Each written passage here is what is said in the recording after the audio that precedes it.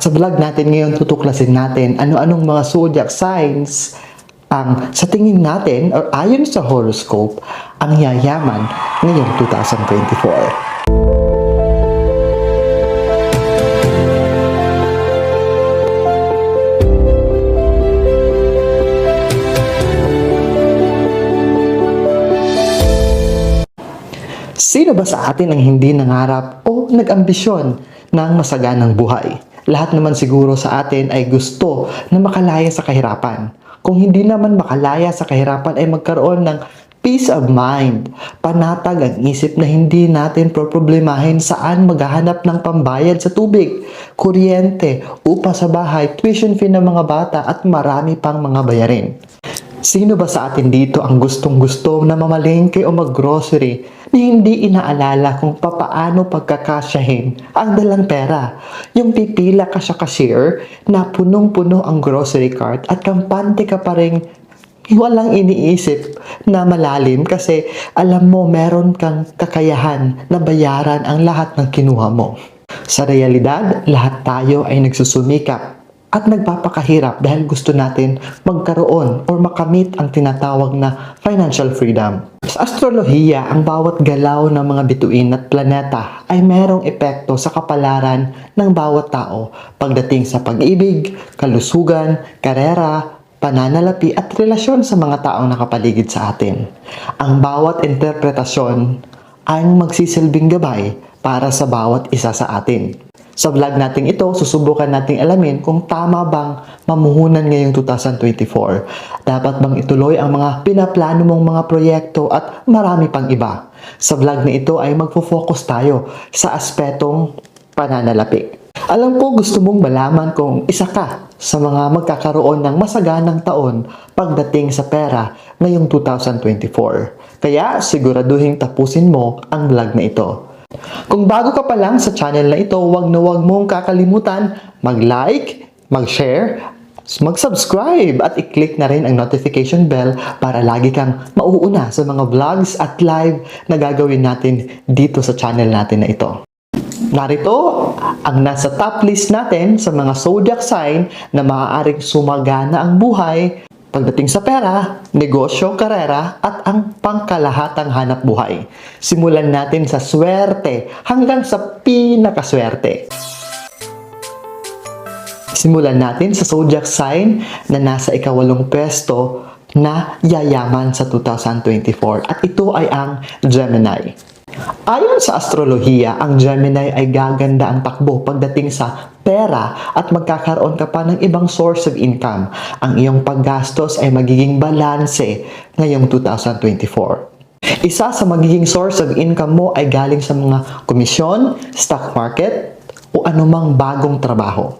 Siguraduhin lang na hindi ka masilaw sa pera at unahin ang pag-iipon para sa pagdating ng tagtuyot ay siguradong meron kang madudukot.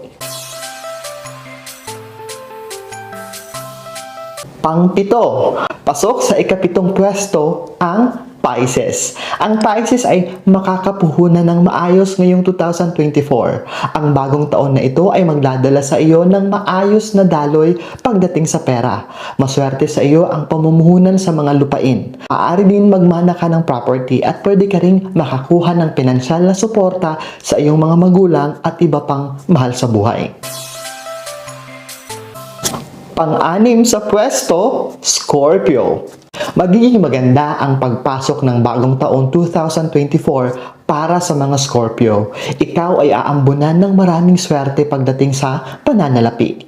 Pero dapat mong tandaan na kailangan mong pag-isipan at pagplanuhan lahat ng gagawin mong desisyon. In other words, maging matalino sa iyong mga hakbang na gagawin at huwag padalos-dalos.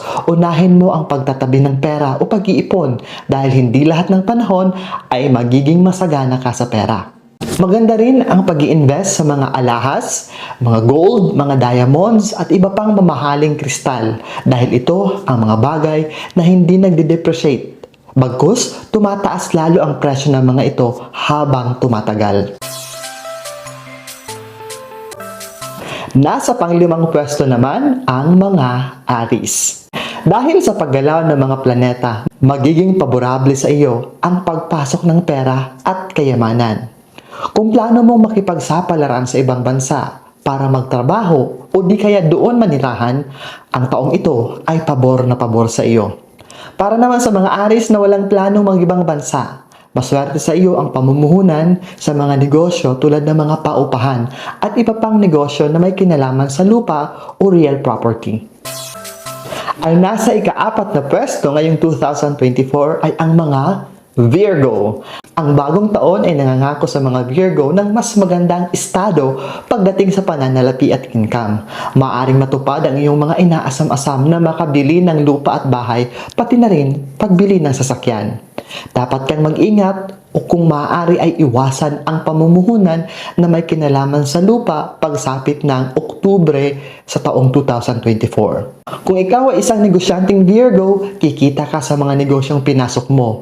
O kung nagbabalak kang magnegosyo, ang 2024 ay napakagandang taon para simulan ito. Nasa pangatlong pwesto naman ang Capricorn. Malaking posibilidad na malagana ngayong 2024 ang Capricorn. Ang mga negosyanteng Capricorn ay asahan ang pagsagana sa iyong pinasukang negosyo. Ang iyong pananalapi ay mananatiling kontrolado mo. Kaya dapat pag-isipan ang mga gagawing pagwawaldas o paglalabas ng pera sa mga bagay na walang kabuluhan.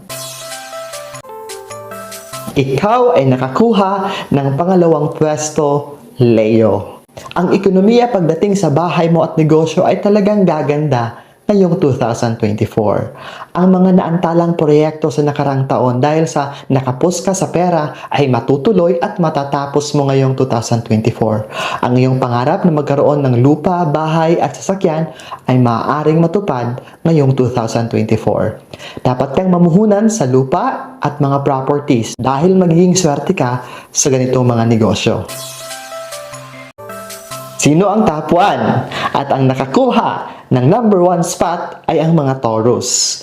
Malamang na ang pinakamayaman na zodiac sign ngayong 2024 ay ang mga Taurus. Ito ay dahil sa kanilang determinasyon at kasipagan.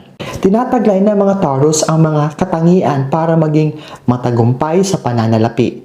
Kilala ang mga Taurus bilang praktikal at napakahusay mamahala ng pera. Sila ay mahusay gumawa pagdating sa trabaho. Sila ay matyaga at dedicated sa kanilang mga gawain. Sa kanilang mga hangarin, tinitiyak nila na makamit ang kanilang mga goals o layunin.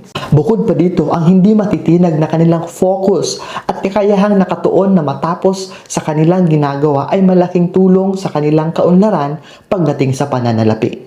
Hindi rin takot mag-take ng risk ang mga Taurus. Nagtataglay sila ng matalinong pag-iisip sa negosyo. Meron silang matalas na pag-iisip pagdating sa pamumuhunan. Ang kombinasyong ito ay mainam habang nagplaplano sila sa hinaharap. Isa pang ugali ng mga Taurus kung bakit nasa top 1 sila ngayong 2024. Ito ay sa kanilang katatagan pagdating sa kanilang karera. Ang mga Taurus ay kadalasang maaasahan ng mga empleyado kaya kadalasan sila ay nabibigyan ng maraming oportunidad at promosyon. Sila din ang mga individual na maparaan at madaling makibagay. Maaari silang magpatuloy sa mapanghamon na sitwasyon sa ekonomiya at makahanap ng makabagong solusyon sa mga problema pagdating sa pananalapi. Sa mga zodiac signs naman na hindi nabanggit dito, wala kayong dapat ipag-alala. Bagkus, gawin itong gabay at inspirasyon para lalong magsumikap ngayong 2024. At mas lalo mong bantayan ang mga pinagkakagastusan mo. Baka ikaw mismo ang dahilan na hindi ka maswerte sa pera dahil sa pagiging waldas mo sa mga hindi importanteng mga bagay.